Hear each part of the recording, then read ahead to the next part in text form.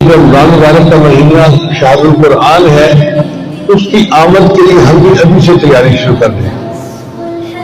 اور رمضان کی تیاری کیا ہے؟ ایک تو اپنے گناہوں سے توبہ کریں،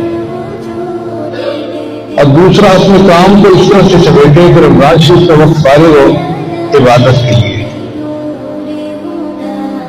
روزہ صرف کھانے پینے سے رکنے کا نام نہیں ہے، روزہ اپنے اعضاء کو گناہوں سے بچانے کا نام ہے۔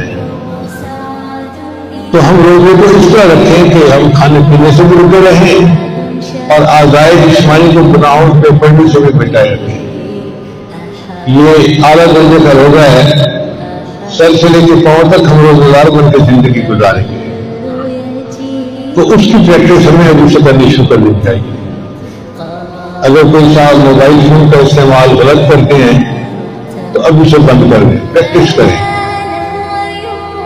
شیطان زور لگائے گا، لیکن جب آپ ریزسٹ کریں گے اور کوشش کریں گے تو اللہ اس مصیبت سے جان چھڑا دیں گے۔ اور اگر سبھی کے تماشے دیکھتے ہیں تو دیکھنا چھوڑ دیں، اللہ کے لیے چھوڑ دیں۔ یہ رمضان مبارک کی تیاری ہے، اپنے آپ کو گناہوں سے بچانا۔ جیسے انسان نہا دھو کے تیار ہو جاتا ہے نا، ہم توبہ کر کے گناہوں کو چھوڑ کے رمضان کے لیے تیار ہو جائیں تو رمضان کی برکتوں سے ہمیں پورا اجر ملے۔